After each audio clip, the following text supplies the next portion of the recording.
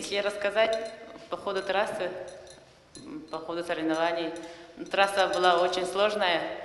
Казань нам приготовил сюрприз. Очень много подъемов было, очень много спусков было. И мы рассчитывали на определенное время, и у нас планировали тактику бега. Тренер мне сказала первый круг держаться за лидерами, там, не выбегать вперед, только держаться, а потом второй круг, как пойдет. И я придерживалась этого плана. Первый круг мы оторвались, 4 спортсмена. Я, Соколова, ей помогала муж, Соколов, ее тренер, и еще Выговская, прошлогодняя чемпионка, и Ковалева, позапрошлогодняя чемпионка России. И мы со старта сразу убежали вчетвером. А потом на 22-м километре начала отставать Соколова.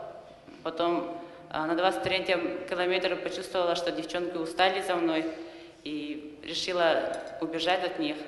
А когда начался подъем, я делала рывок и убежала. И с 24-го километра до конца, до финиша бежала сама. Так и финишировала первой.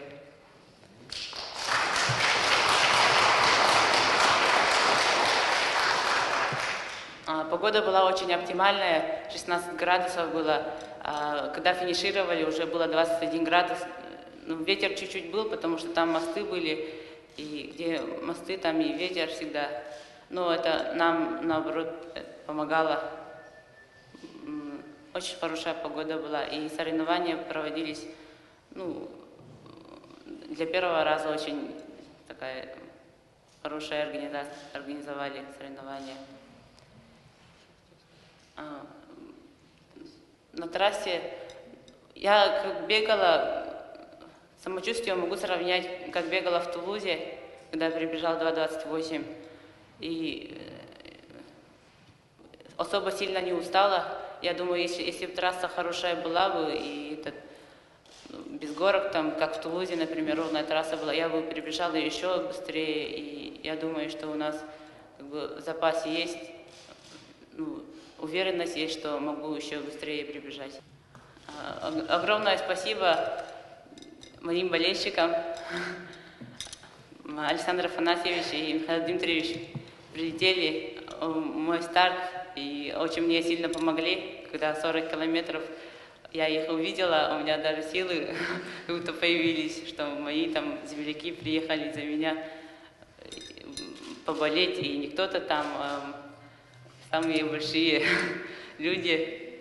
Вот. Огромное спасибо им, и вообще ШВСМ очень хочу свою благодарность сказать, и врачам моим, всем огромное спасибо.